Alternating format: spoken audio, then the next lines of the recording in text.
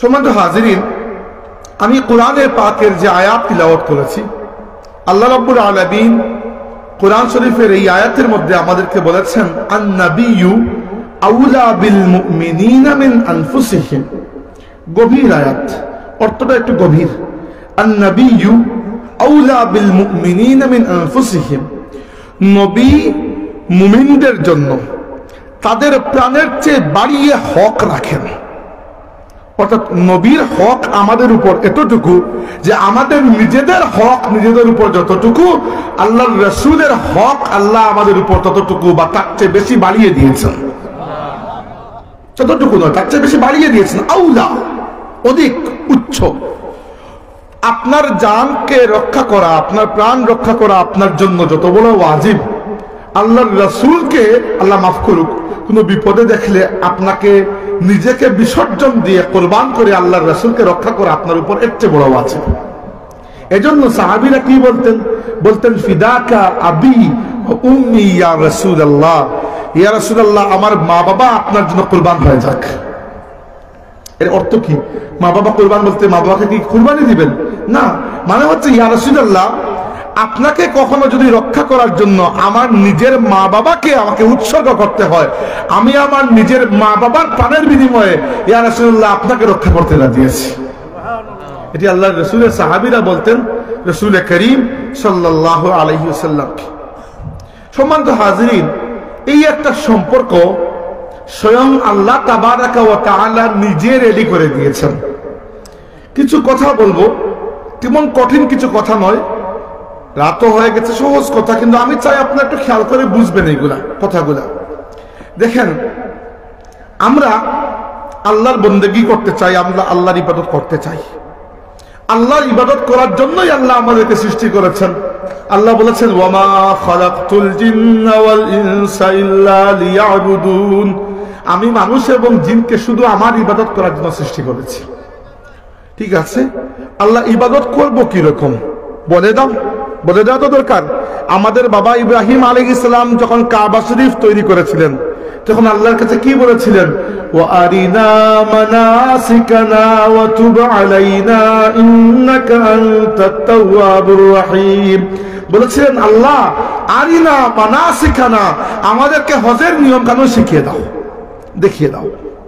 তাইলে এগুলো জানিয়ে দেওয়া লাগে। আল্লাহ কোরআন শরীফের মধ্যে আমাদেরকে জানিয়ে দিয়েছে। বুঝতে পারছেন এতটুকু কথা? আমাদেরকে কোরআন শরীফের মধ্যে আল্লাহ জানিয়ে দিয়েছেন। কিন্তু একটা প্রবলেম। কি প্রবলেম? প্রবলেম হচ্ছে আমরা আল্লাহ রাব্বুল আলামিনের আনুগত্য করতে পারি, কিন্তু অনুসরণ করতে পারি না। আনুগত্য আর অনুসরণের মধ্যে পার্থক্য আছে। আনুগত্য হচ্ছে যে আপনি আমাকে বললেন যে মাজন ভাই আপনার দাওয়াত হচ্ছে রহমাননগর গ্রামে, আপনি চলে আসুন। আমি উদাহরণস্বরূপ সিলেট থেকে রওনা দিলাম। এখন যদি ধরেন আমি লামাকাজি থেকে আসি, এদিকে এখন আসতেছি সাতক থেকে, ধরেন আমি লামাকাজি থেকে আসতেছি, লামাকাজি পর্যন্ত আমি চিনি জায়গা, কারণ মেইন রোড। আপনার আদেশ আমি পালন করলাম। এরপরে আমি বলবো যে এখন আর আদেশ পালন করতে পারছি না, চিপার রাস্তা আমি চিনি না, আপনি মোটরসাইকেল দিয়ে একজনকে পাঠিয়ে দেন। সাধারণত আমরা এরকম করি, এক ভাইকে পাঠিয়ে দেন যিনি অমুক পয়েন্ট থেকে, যেখানে মেইন রোড থেকে আমরা ফালি রোডে ঢুকবো, উনি আমাদেরকে নিয়ে যাবেন। এরকম আমরা করি। কেন করি? কারণ আপনার আদেশ আমি মেনেছি, ঠিক আছে, কিন্তু সব আদেশ শুধুমাত্র আদেশের ভিত্তিতে মানা যায় না। কিছু জায়গায় দেখে দেখে অনুসরণ করতে হয়। যে পথগুলো চিনি সে পথগুলোতে আদেশ মানা যায়, কিন্তু যে পথগুলো চিনি না সে পথে অনুসরণ করা লাগে। তাই আমরা আল্লাহ রাব্বুল আলামিনের কোরআন শরীফের এটা করো, ওটা করো না, এটা করো, এটা বাদ দাও, এটা খাও, এটা খাবে না, কিছু তো বুঝতে পারি, ঠিক আছে, কিন্তু বেশিরভাগটা আমরা আসলে কেউ দেখিয়ে না দিলে পালন করতে পারি না। আমি দুনিয়াবি উদাহরণ দিলাম মোটরসাইকেল ওয়ালার, এটা আপনারা তুলনা করছি না, কিন্তু আল্লাহ পাক আমাদেরকেও শুধুমাত্র তার কিতাবের মধ্যে আকিমুস সালাহ, নামাজ কায়েম করো, আতুজ যাকাত, যাকাত আদায় করো, ইত্তাকুল্লাহ, আল্লাহকে ভয় করো, এইভাবে বলে ছেড়ে দেন নাই। আল্লাহ রাব্বুল আলামিন সাথে তার রাসূলকে পাঠিয়ে দিয়েছেন করে আমাদেরকে দেখিয়ে শিখিয়ে যাওয়ার জন্য। কারণ কি?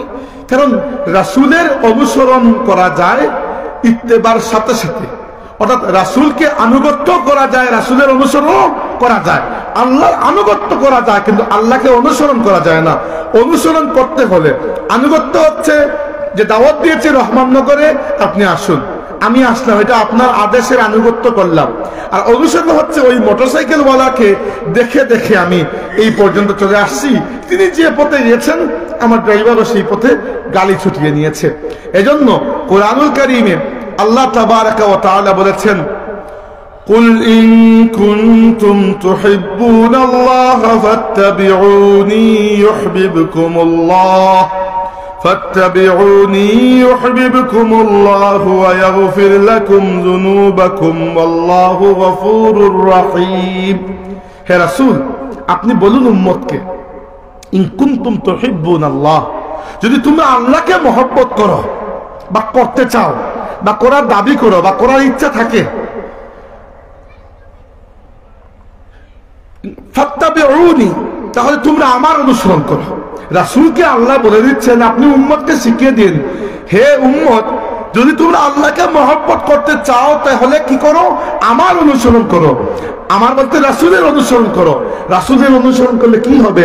ইউহিব্বুকুমুল্লাহ, তোমরা আর আল্লাহকে মহব্বত করা লাগবে না, আল্লাহ নিজেই তোমাদেরকে মহব্বত করে নেবেন। আল্লাহ যখন মহব্বত করেন তখন কি করেন? আল্লাহ যখন মহব্বত করেন, আল্লাহ তার মায়ার বান্দাদেরকে সবার প্রথমে ক্ষমা করে দেন, জীবনের গুনাহকে মাফ করে দেন। এই জন্য আল্লাহ বলেছেন, ইয়াগফির লাকুম যুনুবাকুম, মহব্বতের মধ্যে নেওয়ার পরে প্রথম আল্লাহ যে কাজটা করবেন, আল্লাহ তোমাদের তামাম গুনাহকে মাফ করে দেবেন। এই হচ্ছে নবীর অনুসরণের হকিকত। এবার নবীর অনুসরণ বা যে কোনো মানুষের অনুসরণ দুই ভাবে করা যায়। একভাবে হচ্ছে ভয়ে, আরেকভাবে হচ্ছে মায়ার সাথে, মহব্বতের সাথে। উদাহরণ দিচ্ছি, ইংরেজরা 200 বছর ভারতে শাসন করেছে। ইংরেজদের ডান্ডা গরম ছিল, সবাই তাদের কথা মানত। কেউ কি আছে এই উপমহাদেশে যারা ইংরেজদেরকে মহব্বত করত? একইভাবে এখন একটা সাপ যদি এদিকে আসে, আমি সাপকে ভয় পাবো। এই ভয়ের মধ্যে কোনো মহব্বত নাই, ঘৃণা, বিরক্তি। অপরদিকে আপনার মা আপনাকে ফোন দিয়ে বললেন যে মাহফিল থেকে আসার সময় বাবা আমার জন্য বাজার থেকে একটা ব্রেড নিয়ে আসবে। এই আদেশ পালন করা কি ইংরেজের আদেশ পালন করার মতো হয়ে গেল? কারণ কি, এখানে আপনার ন্যূনতম বিরক্তি নাই, ঘৃণা নাই, বরং মহব্বত আছে। আপনি নেবেন, চাইবেন 2 দোকান 3 দোকান ঘুরে ভালো ব্রেড কোনটা যেটার এক্সপায়ারি ডেট আছে আপনার মা বলেছেন। তো এখানে টাকা কত লাগলো এটা ম্যাটারই করে না আপনার কাছে, আপনার মা উনি। এই হচ্ছে দুইটা অনুসরণ। এক অনুসরণ হচ্ছে যে ডান্ডার ভয় পেয়ে অনুসরণ, বিরক্তির সাথে অনুসরণ। আরেকটা হচ্ছে মহব্বতের সাথে অনুসরণ। আল্লাহ আমাদের সাথে তার রাসূলের তাআল্লুকটা এজন্য পয়দা করেছেন। আল্লাহ তাবারাকা ওয়া তাআলা চান আমরা তার রাসূলের অনুসরণ যেন নাউযুবিল্লাহ বিরক্তি নিয়ে না করি, বরং আমরা তার রাসূলকে মহব্বত করে রাসূলের অনুসরণ করি। এজন্য আল্লাহ রাব্বুল আলামিন বলেছেন, ফালা ওয়া রাব্বিকা লা ইউমিনুনা হাত্তা ইউহাক্কিমুকা ফীমা শাজারা বাইনাহুম থুম্মা লা ইয়াজিদু ফী আনফুসিহিম হারাজাম মিম্মা কাদাইতা ওয়া ইউসাল্লিমু তাসলিমা। এত বড় আয়াত কোরআন শরীফের, এরকম শক্ত আয়াত আল্লাহ কমই নাযিল করেছেন। বলেছেন ফালা ওয়া রাব্বিকা, না, আল্লাহ না দিয়ে শুরু করেছে। না, আরবি ভাষায় যখন কোনো বাক্যকে খুব জোর দিতে হয় তখন প্রথমে না বলা হয়, না দ্বারা বাক্যে তাকিদ দেওয়া, জোর দেওয়া হয়। আল্লাহ বলছেন না, ওয়া রাব্বিকা, হে মুহাম্মদ তোমার রবের কসম, সাল্লাল্লাহু আলাইহি ওয়াসাল্লাম। আর আল্লাহ এটা বলেন নাই যে আমি আল্লাহর কসম, আল্লাহ তার নিজের জন্য কসম করেন নাই, বলেছেন হে মুহাম্মদ সাল্লাল্লাহু আলাইহি ওয়াসাল্লাম তোমার রবের কসম। আল্লাহ নিজের রব, কিন্তু আল্লাহ ওদিকে ঘুরিয়ে নিজেকে নিজের পরিচয় না দিয়ে নিজেকে তার নবীর রব হিসাবে আল্লাহ পরিচয় দিচ্ছেন। বলেছেন ওয়া রাব্বিকা, হে নবী তোমার রবের কসম, লা ইউমিনুন, কোন ব্যক্তি মুমিন হতে পারবে না, হাত্তা ইউহাক্কিমুকা ফীমা শাজারা বাইনাহুম, যতক্ষণ না তাদের মধ্যে যে সকল বিষয় উঠে যেগুলা নিয়ে ইখতিলাফ হয়, প্রত্যেকটা বিষয়ে তোমাকে তারা বিচারক না মানবে, ততক্ষণ পর্যন্ত মুমিন হতে পারবে না। ঠিক আছে, বিচারক মানলাম। সুম্মা লা ইয়াজিদু ফি আনফুসিহিম হারাজাম মিম্মা কাদাইত, আর বিচারের পরে তুমি যে বিচার করবে, যে রায় দিবে, সেই রায়ের মধ্যে যদি মনের ভেতর কোনো একটা কসকসানি থেকে যায়, তবু এরা মুমিন হতে পারবে না। 3 নম্বর, খালি মনের মধ্যে কসকস না থাকলেও যে শেষ তাও নয়, তারা যদি হাসি মুখে ওই ইউসাল্লিমু তাসলিমা, খুশি হয়ে হাসি মুখে তোমার রায় মেনে না নেয়, হে আমার নবী, কোনো ব্যক্তি মুমিন হতে পারবে না। চিন্তা করতে পারে আল্লাহর রাসূলকে আল্লাহ রাব্বুল আলামিন কোন জায়গায় দিয়েছেন, যে আল্লাহ কসম করে বলছেন, হে আমার নবী, উম্মত তোমার মুমিন হতে পারবে না যতক্ষণ না প্রত্যেকটা বিষয়ে তোমাকে হাকিম মনে করবে।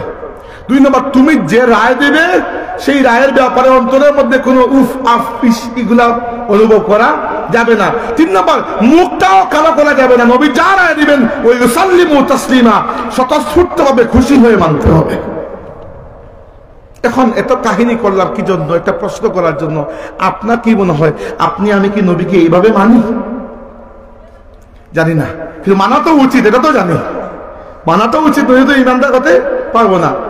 কাহিনী করলাম এর জন্য। এখন আমি আপনাদের কাছে আল্লাহর রাসূলের কিছু সুন্নত তুলে ধরবো, এটাই আজকের ওয়াজের বিষয়। কিন্তু আগের ভূমিকা না বললে আপনি বুঝবেন না, বুঝবেন খামোখা আমি মনে হয় সুন্নতের কথা বলে যাচ্ছি, গুরুত্ব দেবেন না। এখন গুরুত্ব দেবেন, এখন আপনি বুঝতে পেরেছেন যে আল্লাহর রাসূলের প্রত্যেকটা আদেশের অনুসরণ করা ছাড়া কোনো ব্যক্তি মুমিন হতে পারবে না। আর অনুসরণও খালি বিরক্তি নিয়ে ভয় পেয়ে করলে হবে না। ওই ইউসাল্লিমু তাসলিমা, নিজেকে সমর্পণ করে একেবারে খুশি মুখে হাসি মুখে নবীর আদেশগুলো মানতে হবে। এবার আল্লাহর রাসূলের জীবনের অসংখ্য সুন্নত, কয়েকটা সুন্নত নিয়ে কথা বলবো ইনশাআল্লাহ। খুব বেশি লম্বা করবো না, তো রাত হয়ে গেছে, 11:30 পর্যন্ত ধরেন। এখন আল্লাহর রাসূলের জীবনের সবচেয়ে বড় সুন্নত কি? এটা আসলে এরকম কোন কিতাবে লেখা নাই যে আল্লাহর নবীর সবচেয়ে বড় সুন্নত কি। এটা আমার মত। আপনাদেরকে যদি আমি জিজ্ঞেস করি যে রাসূলুল্লাহ সাল্লাল্লাহু আলাইহি ওয়াসাল্লামের জীবনের সবচেয়ে বড় সুন্নত কি, বা রাসূলুল্লাহ একটা সুন্নতের কথা বলুন, আপনি বলবেন দাড়ি রাখা, আপনি বলবেন মিসওয়াক করা, আপনি বলবেন সুরমা লাগানো, আতর লাগানো, পাগড়ি পরা, এগুলো একটু। কিন্তু আমি যদি আপনাকে বলি এইগুলো অনেক ছোট ছোট সুন্নত, এইগুলো আমার নবীর বড় সুন্নত নয়, ছোট সুন্নত। বড় সুন্নত কি? আমার মতে আমার নবী সাল্লাল্লাহু আলাইহি ওয়াসাল্লামের জীবনের সবচেয়ে বড় সুন্নত ছিল যে 63 বছরের দুনিয়াবী জীবনে তিনি একটিও মিথ্যা কথা বলেন নাই। পারবেন এই জীবন? বড় কঠিন, কিন্তু একটা বার আবু জাহেলে কখনো বলে নাই যে মুহাম্মদ মিথ্যা বলছেন, মিথ্যা কথার অভিযোগ কেউ দেয় নাই। হ্যাঁ, কাযযাব বলেছে, তারা বলেছে যে এখন তোমার মাথা খারাপ হয়ে গেছে, তুমি ইসলামের কথা বলছো, কিন্তু তুমি যে মিথ্যা বলেছো এই অভিযোগ জীবনে কেউ দেয় নাই। এমনকি আমার নবীর ইসলামের দাওয়াত শুরু করার আগেই মক্কার সমস্ত মানুষ তাকে আস-সাদিকুল আমিন উপাধি দিয়ে রেখেছিল। আর আমাদের সমাজের যাবতীয় নষ্টামির পেছনে বেশিরভাগ ক্ষেত্রে ওই মিথ্যাচারী দায়ী।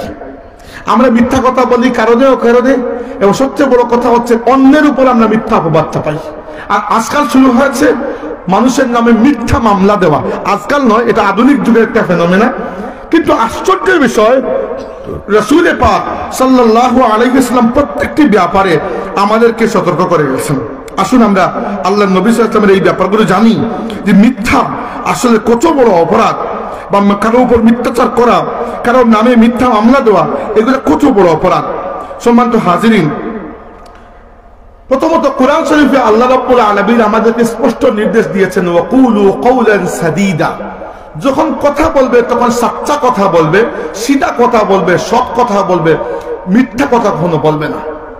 দ্বিতীয়ত, আমরা যে অন্যের নামে মিথ্যাচার করি, রাসূলুল্লাহ সাল্লাল্লাহু আলাইহি ওয়াসাল্লাম বলেছেন, মান ক্বালা ফি মুসলিমিন মা লাইসা ফিহি, যে ব্যক্তি কোনো মুসলমানের ব্যাপারে কোনো মিথ্যা কথা বলল, মিথ্যা অপবাদ দিল, মিথ্যা দুষ্ত্রুটি বয়ান করলো, মা লাইসা ফিহি, এমন দোষ যা ওই মুসলমানের মধ্যে নাই, একজনের মধ্যে নাই, আরেকজন কি করছে, বানিয়ে বানিয়ে বলছে, আসকানাহুল্লাহু রাদগাতাল খাবালি হাত্তা ইয়াখরুজা মিম্মা ক্বালা, যে ব্যক্তি মিথ্যাচার করলো কিয়ামতের ময়দানে আল্লাহ তাকে রাদগাতুল খাবালের মধ্যে চুবিয়ে রাখবে।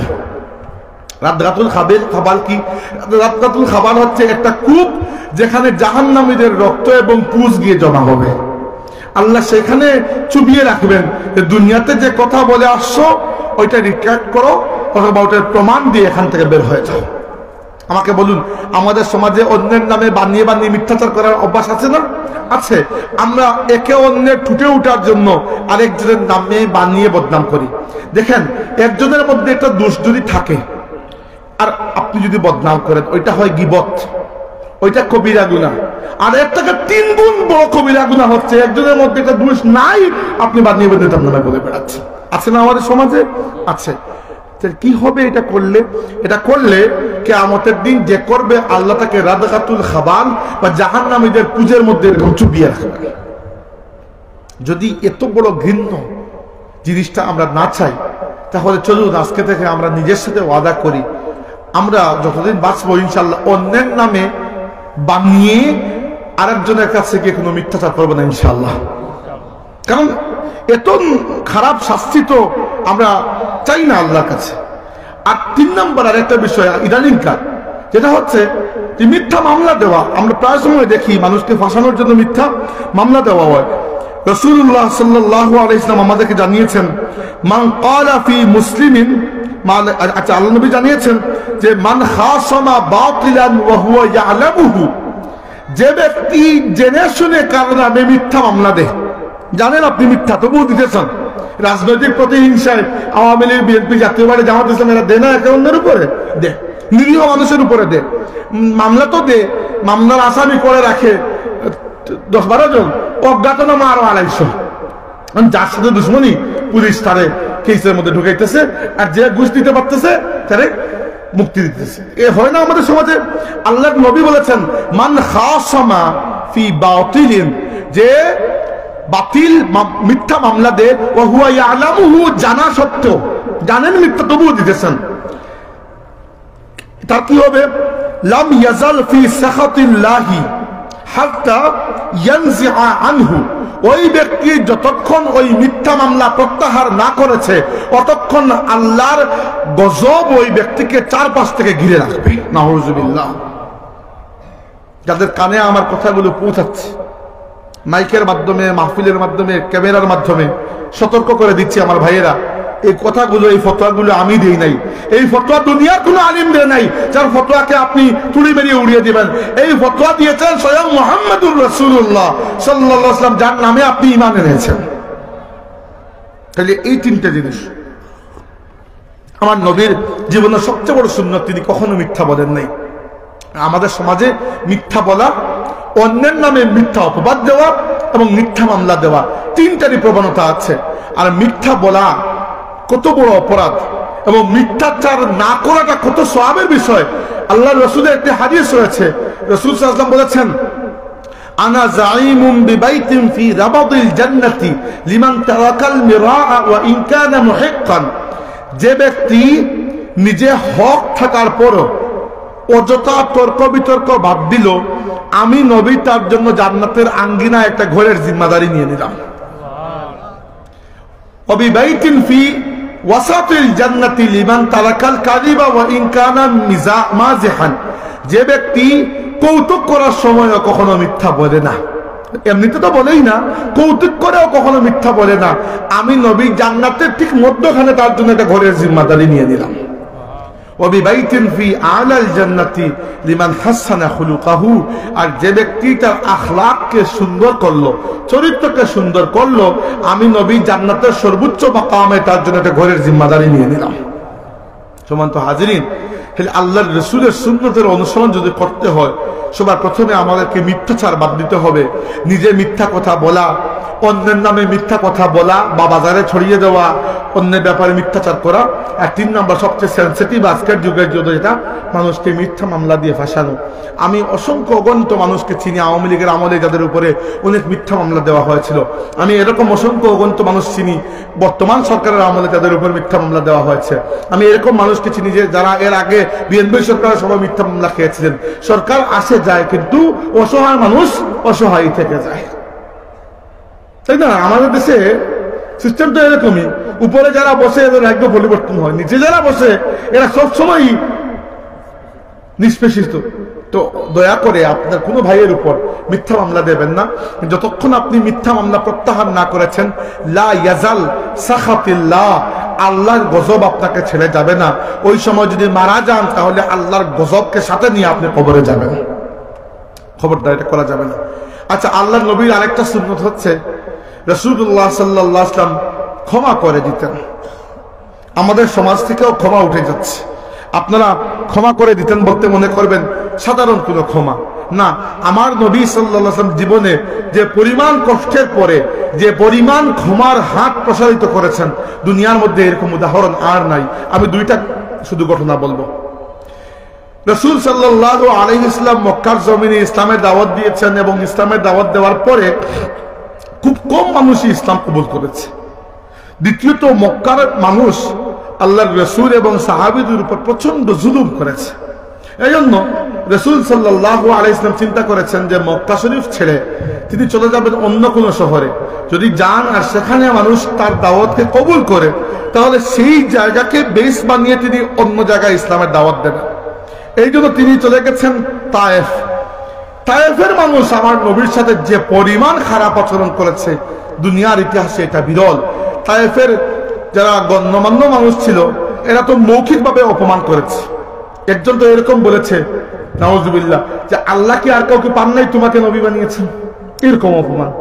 এই অপমান সহ্য করেও আল্লাহ নবী যখন ফিরে আসছিলেন, তখন তায়েফের ছোট ছোট যুবক যারা আছে, তরুণ বয়সী, এরা রাসূল সাল্লাল্লাহু আলাইহি ওয়াসাল্লামের উপর পাথরের বৃষ্টি বর্ষণ করেছে, পাথর নিক্ষেপ করেছে এবং শরীর থেকে ফেটে এত রক্ত বেরিয়েছে যে পায়ের জুতা জোড়া পায়ের সাথে লেগে গিয়েছিল, পাটাকে একসাথে খোলা যায় না, আলাদা করা যায় না।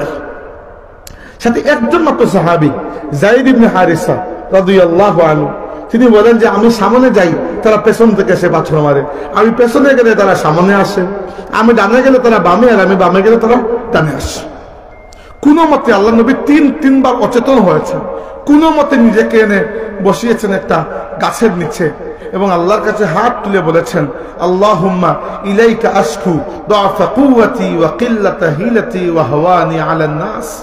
হে আল্লাহ, আমি স্বীকার করছি, আমি তোমার কাছে ওজর পেশ করছি যে আমার শক্তি কম, মানুষজন কম, সরঞ্জাম কম, আমার কম, এগুলো আমি স্বীকার করছি। ইলামান তাকিলুনি, কিন্তু হে আমার রব, তুমি আমাকে কার হাতে ছেড়ে দিয়েছো? ইলা আদুইন মাল্লাকতাহু আমরি, আল্লাহ তুমি কি আমার ভাগ্যকে শত্রুর হাতে ছেড়ে দিয়েছো যে তারা আমার সাথে যা ইচ্ছা আচরণ করবে? আল্লাহ ফেরেশতা জিবরাইল এসেছেন, এসে বলেছেন, ইয়া রাসূলুল্লাহ, সাথে একজন ফেরেশতাকে নিয়ে এসেছি, আপনি একবার আদেশ করেন তায়েফের দুই পাশের পাহাড়গুলোকে একত্রিত করে তায়েফকে দুনিয়া থেকে নিশ্চিহ্ন করে ফেলবো। আদেশ করা তো দূরের কথা, আল্লাহ রাসূল বলেছেন, জিবরাইল খবরদার, এই কাজ করা যাবে না, এরা আমাকে চিনতে পারে নাই, আমি আশা করি পরবর্তী বংশধর আমাকে চিনতে পারবে। মাফ করে দিয়েছেন। নিজের দোয়াটিও আগে যে দোয়াটি করেছিলেন পরিবর্তন করে বলেছেন, ফাইল্লাম ইয়াকু গাদাবুন আলাইয়া বিকা ফালা উবালি, হে আল্লাহ, এত মার খাওয়ার পরে, এত কষ্ট সহ্য করার পরেও যদি তুমি আল্লাহ আমার উপর নারাজ না হও, আমার আর কোনো আপত্তি থাকবে না। এই জন্য আল্লাহ বলেছেন কি, ওমা আরসালনাকা ইল্লা রাহমাতাল লিল আলামিন। দেখেন, তায়েফের মানুষকে ক্ষমা করে দেওয়া অন্য কারো পক্ষে সম্ভবই ছিল না। আমার নবী কি ওখানে গিয়ে কোনো অপরাধ করেছিলেন? নাউজুবিল্লাহ। ইসলামের দাওয়াত নিয়ে গিয়েছিলেন। তারা যদি জাস্ট কবুল না করত তবুও হতো, কিন্তু তারা পাথরের বৃষ্টি বর্ষণ করেছে। শরীর থেকে এত রক্ত বেরিয়েছে যে তিনি আসার পথে একটা গাছের নিচে বসেছেন, আর ওই গাছ একটা বাগানের মধ্যে ছিল। ওই বাগানের মালিক ছিল মক্কার একজন কাফির, উতবা। তার নিজের দেখে দয়া হয়ে গেছে যে আমার নিজের শহরের মানুষকে তারা এত পরিমাণ মেরেছে। উতবা তার একজন খাদিম ছিলেন আদ্দাস, আদ্দাসকে দিয়ে কিছু আঙ্গুর, মিষ্টি আঙ্গুর আল্লাহ নবীর খাওয়ার জন্য পাঠিয়েছে। রাসূল সাল্লাল্লাহু আলাইহি ওয়াসাল্লাম ওই আঙ্গুরগুলো হাতে নেওয়ার সময় বলেছেন বিসমিল্লাহ। ওই আদ্দাস নামক ব্যক্তিটার হাতে ধরে ফেলেছে, বলেছে, আপনি বিসমিল্লাহ এই শব্দ করতে জানলেন? তখন আদ্দাসকে আল্লাহ নবী বলেছেন যে তুমি কে? সে বলেছে, আমি উতবার কৃতদাস, আমার নাম হচ্ছে আদ্দাস, আমার বাড়ি আফ্রিকায়, হাবশায়। তখন তিনি আল্লাহ নবী বলেছেন যে আমি হচ্ছে আল্লাহর নবী। তখন রাসূল সাল্লাল্লাহু আলাইহি ওয়াসাল্লাম জিজ্ঞেস করেছেন তোমার বাড়ি কোন জায়গায়? তখন তিনি বলছেন আমার বাড়ি অমুক জায়গায়। তো ওই জায়গাটি ছিল নবী ইউনূস আলাইহিস সালাম যে জায়গায় এসেছেন সেই জায়গাটি, অনেক আগের কথা। তো আল্লাহ নবী বলেছেন আচ্ছা তাহলে তুমি সেই জায়গায় মানুষ যেই জায়গায় আমার ভাই ইউনূস আলাইহিস সালাম আল্লাহর নবী হয়ে এসেছিলেন। আব্বাস বলে আপনি ইউনূসকে চিনলেন কিভাবে? মক্কার মানুষ তো জাহিল, এরা তো কাউকেই চিনে না, কিন্তু আল্লাহ নবী জানেন। তখন রাসূলুল্লাহ বললেন আমি হচ্ছি সেই আখিরি নবী যার কথা অন্যান্য নবীরা বলে গিয়েছেন, উম্মতকে সংবাদ দিয়ে গিয়েছেন। সাথে সাথে আব্বাস পড়েছে আশহাদু আল্লা ইলাহা ইল্লাল্লাহ ওয়া আশহাদু আন্নাকা রাসূলুল্লাহ। আব্বাসের বিশ্বাস হয়ে গেছে যে মক্কার কোনো মানুষ যদি নবী কি আল্লাহকে ওইটা জানেন, বুঝা যায় যে তিনি আল্লাহর নবী, কারণ মক্কার মানুষ এগুলো কখনো জানতো না। যেটা বলছিলাম যে রাসূল সাল্লাল্লাহু আলাইহি ওয়াসাল্লাম তায়েফবাসীকে মাফ করে দিয়েছে। 2 নম্বর উদাহরণ হচ্ছে আমার নবী সাল্লাল্লাহু আলাইহি ওয়াসাল্লামের সাথে মক্কাবাসী শত্রুতার কোনো কমতি করে নাই। এমনকি মাক্কি জীবনের শেষ দিকে এসে যখন সাহাবীরা আস্তে আস্তে মদিনায় চলে যাচ্ছেন হিজরত করে, তখন রাসূল সাল্লাল্লাহু আলাইহি ওয়াসাল্লামের কাছে এক রাতে ফেরেশতা জিবরাইল আসলেন, এসে বলেন ইয়া রাসূলুল্লাহ, মক্কার কুরাইশরা মিটিং করেছে, সম্মিলিত সিদ্ধান্ত হয়েছে আজ রাতে আপনাকে হত্যা করা হবে এবং মক্কার প্রত্যেকটি গোত্র থেকে এক একজন যুবক তরবারি হাতে আপনার ঘরকে ঘেরাও করেছে, আপনি বের হন, মদিনার উদ্দেশ্যে রওনা দেন। জিবরাইল আমি বের হব কিভাবে? ইয়া রাসূলুল্লাহ আপনি হাতের মধ্যে এক মুষ্টি বালু হাতে দিন, নিয়ে নিক্ষেপ করুন। আল্লাহর নবী নিক্ষেপ করেছেন এক মুষ্টি বালি, নিক্ষেপ করেছেন সামনের দিকে, আর কাফিররা ছিল পুরো ঘরকে ঘেরাও করে। আল্লাহ রাব্বুল আলামিন আমার নবীর মুআজিজা দেখিয়েছেন, প্রত্যেকটা কাফিরের চোখের মধ্যে গিয়ে ওই বালির ছিটা গিয়ে পড়ে গেছে। সবাই অন্ধ হয়ে চোখ কচলাচ্ছে, আল্লাহ নবী বের হয়ে গেছেন। আল্লাহ বলেছেন ওয়ামা রামাইতা ইয রামাইতা ওয়ালাকিন্নাল্লাহ রামা।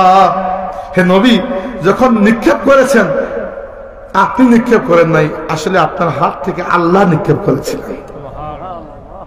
আচ্ছা, বেরিয়ে গেছেন, যাওয়ার সময় কিন্তু খুশি মনে যান নাই। নিজের মাতৃভূমিতে কেউ নিজের ইচ্ছায় ত্যাগ করে না, তাই না? কষ্ট পেয়েছেন, চোখ দিয়ে পানি বেয়ে পড়েছে, বারবার ফিরে তাকিয়েছেন, বলেছেন হে আমার প্রিয় মক্কা, আমি তোমাকে বড় মহব্বত করি, তোমার সন্তানরা যদি আমাকে বাধ্য না করতো আমি কখনো তোমাকে ছেড়ে যেতাম না। আল্লাহ তার নবীকে সান্ত্বনা দিয়েছেন, আয়াত নাযিল করেছেন ইন্নাল্লাযী ফারাদা আলাইকাল কুরআনা লারাদ্দুকা ইলা মাআদ। হে আমার নবী, যে আল্লাহ আপনাকে কুরআন দিয়েছেন সেই আল্লাহ আপনাকে আবার আপনার জন্মভূমিতে ফিরিয়ে নিয়ে আসবেন। মাত্র মক্কায় 13 বছর দাওয়াত দিয়ে মাত্র 128 থেকে 30 জন সাহাবী আল্লাহ নবীর হাতে ছিল, এরাই পেয়েছিলেন। এদেরকে নিয়ে গেছেন মদিনায়, আর মাত্র 8 বছর মদিনায় থাকার পরে 10,000 সাহাবী নিয়ে 8ম বছর হিজরতের 8 নম্বর বছর আমার নবী সাল্লাল্লাহু আলাইহি ওয়াসাল্লাম মক্কা শরীফ বিজয় করে নিয়েছেন। মক্কা বিজয় করার পরে আমার নবীর কাছে পাওয়ার ছিল, মক্কাবাসীকে তিনি সেদিন যা চাইতেন শাস্তি দিতে পারতেন, এবং মক্কাবাসী শাস্তির যোগ্য ছিল। তারা এমন কোনো খারাপ কাজ না যেটা করে নাই। আল্লাহর রাসূলকে তো আঘাত করেছে, আল্লাহর রাসূলের সামনে সাহাবীদেরকে টর্চার করেছিল, বিলালকে করে নাই। তারা আমাদের আল্লাহর নবীর সাহাবী সুমাইয়া রাদিয়াল্লাহু আনহাকে শহীদ করেছে, আল্লাহর নবীকে হত্যা ষড়যন্ত্র করেছে, আল্লাহর নবীকে হিজরত করতে বাধ্য করেছে, বদর, উহুদ, খন্দক পথে যুদ্ধ করেছে। তো আজ যদি এত কিছুর পরে নবী তাদের উপর বিজয় লাভ করেন, নবী যদি চান তাদেরকে মৃত্যুদণ্ড দিতে, নবী কি পারেন না? পারেন, তার পাওয়ার আছে। তার সাথে 10,000 সাহাবী, কাফিরদের চুকলে দেখার মতো সাহস নেই, কয়েক হাজার কাফির মাত্র সামনে। কিন্তু আল্লাহ নবী সাল্লাল্লাহু আলাইহি ওয়াসাল্লাম জিজ্ঞেস করেছেন মক্কার কাফিরদেরকে যে তোমরা আমার কাছ থেকে কি ব্যবহার আশা করো, তোমরা আমার কাছ থেকে কি ব্যবহার আশা করো? মক্কার কাফিররা বলেছে, তাদের তো জানা আছে যে তারা হত্যার যোগ্য, বিচারের যোগ্য। তারা বলেছে যে দেখো আমরা যা করেছি, তুমিও সম্মানী, তোমার বাবাও সম্মানী, তোমার কাছ থেকে আমরা সম্মান আশা করি। মক্কার মানুষ জানতো যে তিনি দয়ালু, একটু কাজ করলে কাজ হবে, তাই না? এমনিতে তো তারা জানে তারা অপরাধী, কিন্তু চেষ্টা করতেছে যে কোনোভাবে যেন একটু দয়া আশা করা যায়। তাই তারা বলেছে তুমি ধন্য মায়ের, ধন্য পিতার, ধন্য সন্তান, আমাদেরকে দয়া করো। আল্লাহ নবী কি বলেছেন? আকুলু কামা ক্বালা ইউসুফু লিআখিহি লা তাসরিবা আলাইকুমুল ইয়াউম, আমি আজকে তোমাদেরকে সেই কথা বলবো যে কথা ইউসুফ আলাইহিস সালাম তার ভাইদেরকে বলেছিলেন। ইউসুফ যখন তার ভাইদেরকে চিনতে পেরেছেন তখন বলেছেন লা তাসরিবা আলাইকুমুল ইয়াউম, আজকে শক্তি আছে আমার, কিন্তু তোমাদের উপর কোনো প্রতিশোধ আমি আজকে নেব না। আমার নবী বলেছেন, শুনো, ইউসুফ তার ভাইকে বলেছেন তোমাদের উপর কোনো প্রতিশোধ আমি নেব না। ইযহাবু ফাআনতুমুত তুলাকা, আমিও বলছি হে মক্কাবাসী, যাও, তোমাদের সবাইকে আমি মাফ করে দিয়ে দিলাম, মুক্ত করে দিয়ে দিলাম।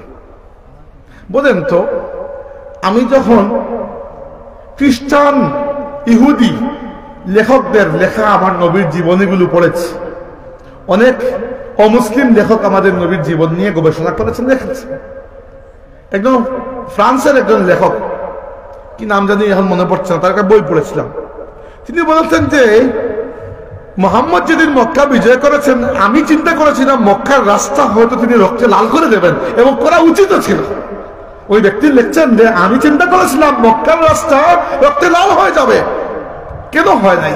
ব্যক্তি নিজেকে প্রশ্ন করেছেন কেন হয় নাই। তো সম্মানিত হাজিরিন, ক্ষমার এর চেয়ে বড় গুণ তো আর কিছু হতে পারে না। এর থেকে বড় উদাহরণ দেখেন, আল্লাহ নবী কাকে কাকে ক্ষমা করে দেন নাই। রাসূলুল্লাহ সাল্লাল্লাহু আলাইহি ওয়াসাল্লামের সবচেয়ে মায়ার মানুষের মধ্যে একজন ছিলেন তার চাচা হামজা রাদিয়াল্লাহু আনহু।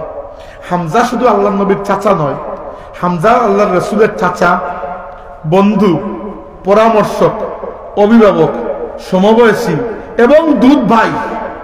কারণ কি, হামজা রাদিয়াল্লাহু আনহু আল্লাহর নবীর চাচা হলো বয়সে মাত্র 2 বছরের বড়।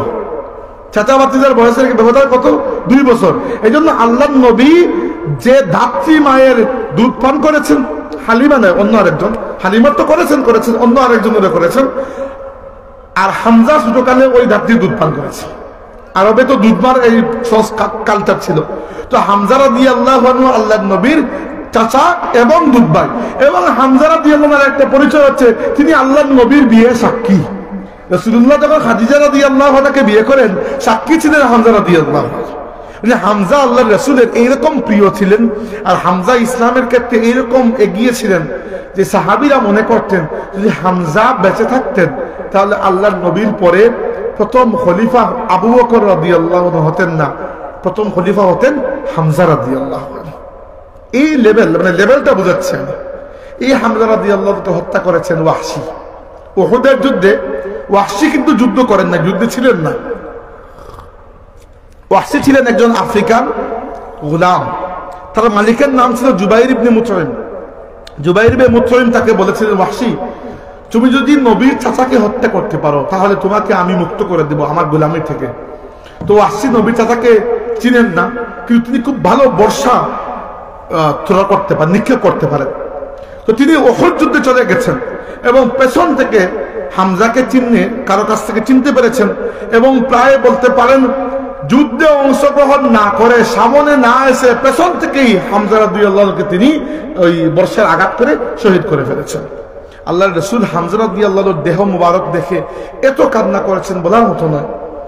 এরপরে হামজা রাদিয়াল্লাহু আনহু শহীদ হওয়ার পরে আবু সুফিয়ানের স্ত্রী হিন্দ এবং সাথে ওই ওয়াহশী যিনি হত্যা করেছেন, শহীদ করেছেন, এরা এসে হামজা রাদিয়াল্লাহু আনহুর 2 হাতের 5টা 10টা আঙ্গুল, পায়ের আঙ্গুল, কোন বর্ণনা আছে কান এবং নাক পর্যন্ত কেটে ফেলেছিলেন হিংসার কারণে। আরেকটা বর্ণনা আছে তারা হামজা রাদিয়াল্লাহু আনহুর কলিজা বের করে চিবিয়েছেন, কিন্তু গিলতে পারেন না। এইরকম নিকৃষ্ট অবস্থা করেছেন আল্লাহর রাসূলের চাচা। রাসূল সাল্লাল্লাহু আলাইহি ওয়াসাল্লাম চুকে সয় নাই, তিনি হামজা রাদিয়াল্লাহু আনহুকে এত মহব্বত করতেন, আল্লাহর নবী শব্দ করে কেঁদেছেন। আর মক্কা বিজয়ের পরে সেই ওয়াহশী আল্লাহর রাসূলের সামনে এসে উপস্থিত। রাসূল সাল্লাল্লাহু আলাইহি ওয়াসাল্লামকে বলা হলো, ইয়া রাসূলুল্লাহ, ওয়াহশী এসেছে। কে বললেন? বিলাল। বিলাল এসে বললেন, ইয়া রাসূলুল্লাহ, ওয়াহশী এসেছে। ওয়াহশী এর আগে ভয় পেয়ে পালিয়ে গেছেন, কারণ আল্লাহ নবী দেখলে তো আমাকে মাফ করে দেবেন না। বিলাল রাদিয়াল্লাহু আনহু বলে কয়ে নিয়ে আসেন যে আসো, অবশ্যই মাফ করবেন। রাসূল সাল্লাল্লাহু আলাইহি ওয়াসাল্লাম নিচের দিকে মাথা মুবারক দিয়ে এরকম বসা ছিলেন মক্কা বিজয়ের পরে। বিলাল রাদিয়াল্লাহু আনহু নিয়ে এসেছেন ওয়াহশীকে, এসে বলেছেন, ইয়া রাসূলুল্লাহ, ওয়াহশী এসেছে। রাসূল সাল্লাল্লাহু আলাইহি ওয়াসাল্লাম এভাবে চোখ তুলে তাকিয়ে জিজ্ঞেস করেছেন, আনতা ওয়াহশী, তুমি ওয়াহশী? আল্লাহ নবী কখন দেখেন নাই, তুমি ওয়াহশী? তিনি বলেছেন, জি আমি ওয়াহশী। জিজ্ঞেস করেছেন, কাতিলু হামজা, তুমি হামজাকে হত্যা করেছো। চিন্তা করো, আল্লাহ নবী কিন্তু ভুলেন নাই হামজার মহব্বতটা, আল্লাহ হামজা রাদিয়াল্লাহু আনহু দুঃখ আল্লাহ রাসূল ভুলেন নাই। কাতিল হামজা, তুমি হামজার হত্যাকারী। ওয়াহশী বলছেন, ইয়া রাসূলুল্লাহ, আমি হামজাকে হত্যা করেছি। রাসূলুল্লাহ বলেছেন, ঠিক আছে ওয়াহশী, আমি তোমাকে মাফ করে দিলাম, কিন্তু তুমি আমার সামনে এসো না। তুমি আসলে আমার চাচার কথাটা আমার মনে হয়ে যায়। কারণ ওই চাচা শুধু চাচা নয়, চাচার থেকে অনেক বেশি ছিলেন আল্লাহ নবীর জন্য। দেখেন, দুনিয়ার ইতিহাসে এরকম ক্ষমার উদাহরণ আর পাবেন না। আমার নবী সাল্লাল্লাহু আলাইহি ওয়াসাল্লাম যাদেরকে ক্ষমা করে দিয়েছেন, এরকম ক্ষমার উদাহরণ পাবেন না। আসলে মনে পড়ে গেল ক্ষমার উদাহরণ বলতে গিয়ে, বদর যুদ্ধে মক্কাবাসী সবার জন্য আবু জাহেল বাধ্য করেছিল সবাইকে যে বদরের যুদ্ধে মুসলমানদের বিরুদ্ধে যুদ্ধে যেতেই হবে, যুদ্ধে যেতেই হবে। আর দুর্ভাগ্য যে রাসূল সাল্লাল্লাহু আলাইহি ওয়াসাল্লামের প্রথম মেয়ে, যিনি প্রথম কন্যা যায়েনব রাদিয়াল্লাহু আনহা, উনার স্বামী আবুল আস, উনি ছিলেন কাফিরদের দলে। উনি তখন ইসলাম কবুল করেন নাই, তো উনাকেও জবরদস্তি পাঠিয়ে দেওয়া হয়েছে। আর আল্লাহর রাসূলের চাচা আব্বাস রাদিয়াল্লাহু আনহুকেও জবরদস্তি পাঠিয়ে দেওয়া হয়েছে। এরা যুদ্ধ করতে আগ্রহী নয়, যেহেতু মক্কায় থাকেন আর মক্কার নেতা তখন আবু জাহেল, তা আবু জাহেল তার জাহিল, তো সে জবরদস্তি নিয়ে আসছে। তো বদর যুদ্ধে সাহাবীরা প্রায় 70 জন কাফিরকে হত্যা করেছেন আর 72 থেকে 73 জনকে বন্দী করেছেন। এই বন্দী যাদেরকে করেছেন, এর মধ্যে একজন হচ্ছেন আল্লাহর নবীর চাচা আব্বাস রাদিয়াল্লাহু আনহু। আল্লাহর নবীর আরো দুজন চাচাতো ভাই নওফেল এবং আকিল রাদিয়াল্লাহু আনহু, এরা সবাই পরে ইসলাম কবুল করেছেন, এজন্য আমি রাদিয়াল্লাহু আনহু বলছি। আর আরেকজন আল্লাহর নবীর আপন মেয়ের জামাই আবুল আস রাদিয়াল্লাহু আনহু, উনিও পরে ইসলাম কবুল করেছেন। আচ্ছা, ওদেরকে বন্দী করা হয়েছে। তো বন্দী করার পরে বলা হলো, এদেরকে কি করা হবে? উমর রাদিয়াল্লাহু আনহু বলে, ইয়া রাসূলুল্লাহ, সব থেকে হত্যা করা হবে।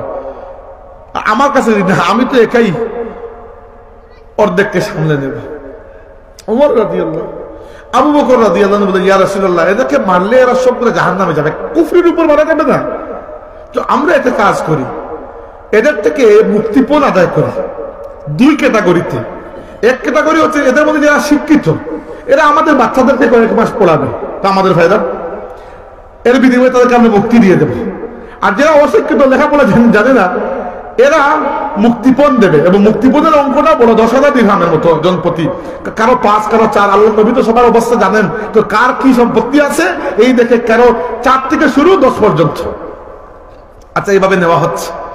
যখন আব্বাস রাদিয়াল্লাহু আনহু বাড়ি আসলো, রাসূলুল্লাহ সাল্লাল্লাহু আলাইহি ওয়াসাল্লাম বললেন, চাচা আপনি দেবেন 30,000 দিরহাম। আব্বাস রাদিয়াল্লাহু আনহু বলেন, এত টাকা আমার কাছে নাই রে বাবা, তুমি তো যখন মক্কা থেকে আসছিলে তখনও দেখেছো যে মক্কার মধ্যে আমি গরিব, আর আমার অবস্থা ভালো হয় নাই। 30,000 দিরহাম কি জন্য? তুমি তো সবাইকে দিচ্ছ 10 করে। রাসূলুল্লাহ বললেন, চাচা আপনার জন্য 10, আর যে দুই ভাতিজাকে নিয়ে এসেছে নওফেল এবং আকিল, এদের জন্য 10 করে, এই হচ্ছে 30। আব্বাস রাদিয়াল্লাহু আনহু বলেন, আমার কাছে এত টাকা নাই। রাসূলুল্লাহ বলেন, চাচা যুদ্ধে আসার সময় আমার চাচি লুবাবা বিনতে হারিসের কাছে আপনি 1 চাকা সোনা রেখে এসেছিলেন, স্বর্ণ। বলেছিলেন আসার সময় যদি আমি না ফিরি তাহলে আমার বড় পুত্র ফদল ইবনে আব্বাসকে এতটুকু, 2 নম্বর পুত্র আব্দুল্লাহ ইবনে আব্বাসকে এতটুকু, 3 নম্বর পুত্র কুসাম ইবনে আব্বাসকে এতটুকু, 4র্থ পুত্র, এরকম তুমি বন্টন করে দিয়ে এসেছিলে যুদ্ধে আসার সময়। এইটা দিয়ে কি মুক্তিপণ দেওয়া যায় না? সাথে সাথে আব্বাস রাদিয়াল্লাহু আনহু বিশ্বাস হয়ে গেছে, আমার ভাতিজা সত্যিই আল্লাহর নবী। কিন্তু তিনি বড় হিকমতের কাজ করেছেন, ঈমান কবুল করেছেন গোপনে।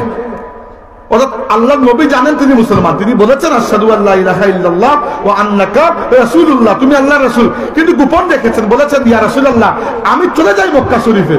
হ্যাঁ, মক্কা শরীফেও তো আপনার কেউ একজন থাকা দরকার যে খবরাখবর দিতে পারবে, আর মক্কা বিজয় যখন আপনি করবেন সবার সাথে চলে আসবে।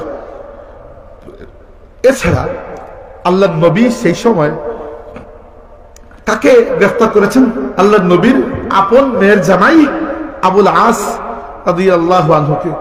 এবার তার মুক্তিপণ কে দেবে? উনি তো আল্লাহর নবীর মেয়ের জামাই, তার মুক্তিপণ কে দেবে?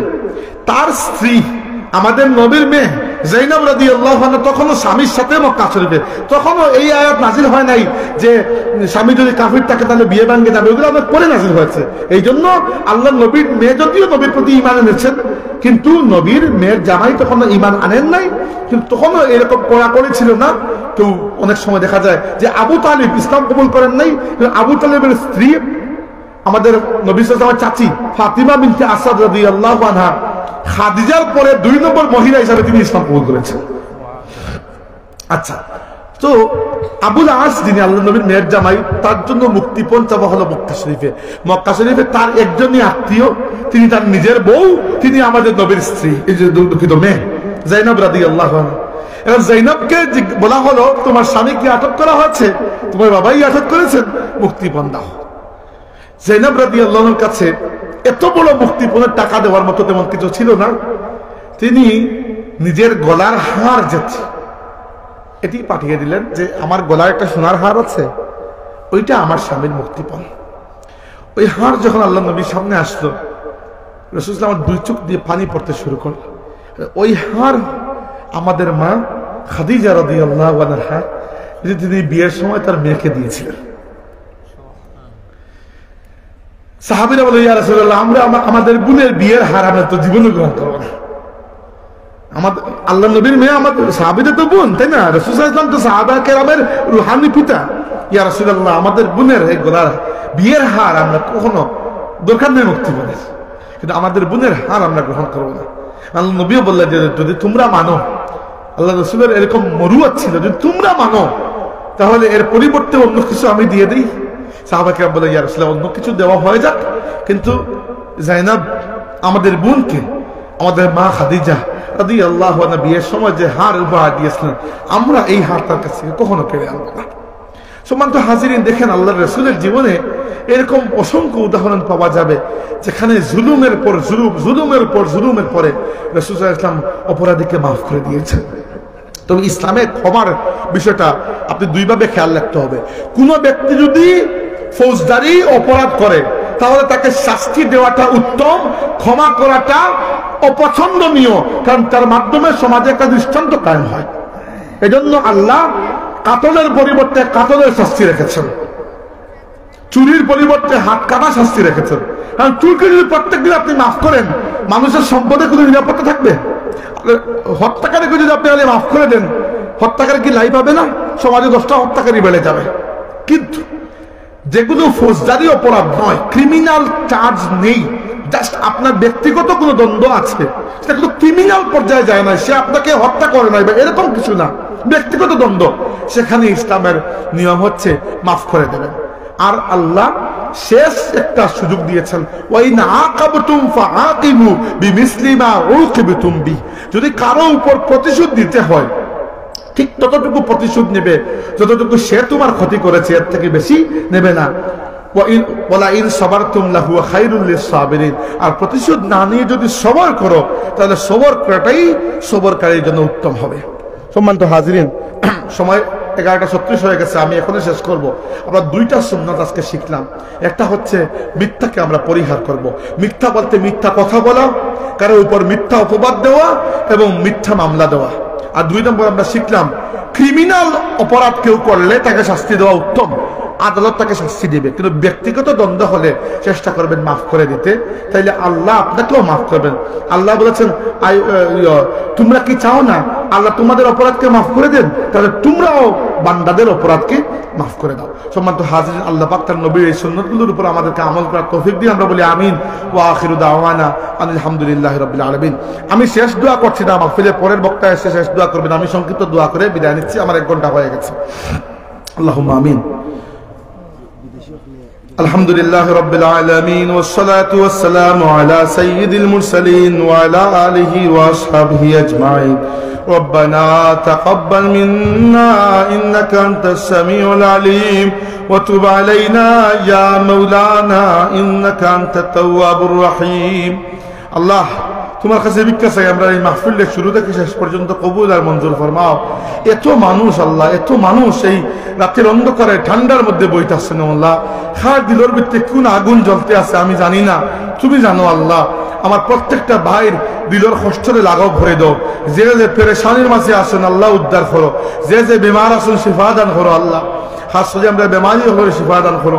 অভাবী হলের অভাব দূর করে দাও মৌলা। আমরা মুরব্বী হলের জানো আরাম দাও, শরীরও আরাম দাও। তোমার গুলামি হলার তৌফিক দান করো। আমরা যুবক হলে হালাল রিজিক দান করো।